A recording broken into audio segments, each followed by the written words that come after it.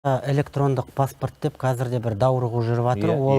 Ол паспорты жоқ адамдар көшеге шыға қалады екен деп. Оның бәрі кешеде денсаулық сақтау министрінің бірінші орынбасары айтты. Ол дәрігерлерге қажетті ақпарат электрондық түрде.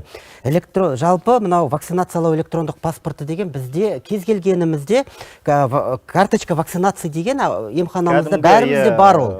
Қағаз күйінде ол. Бірақ енді соны біз электрондық түрге көшіріп жатырық. Өйткені кез келген адам өзі жаңағы вакцинацияланған көріп, қашан, не үшін, оның барлығы денсаулық сақтау министрлігіне қажетті. Бұның мына вакцинацияға ешқандай бір тікелей қатысы немесе бір ықпалы жоқ. Біз есептеу үшін қанша адамымыз вакцинация алды, қанша алу керек, не болмаса мынаншама өңірлерде былай болып жатыр деп цифрландыру мақсатында жасалып жатқан. Ол сіздің мынау егав мобил ұялы телефон арқылы егав мобил порталына кіріп, сол жерден көріп өзіңіздің қай уақытта алдыңыз, қал жағдайыңыз қалай болды. Ол тек қана сізге және сіздің дәрігеріңізге ғана доступен болады. Оны бөтен біреулер көре алмайды. Сол себепті оғанда даурығудың қажеті жоқ.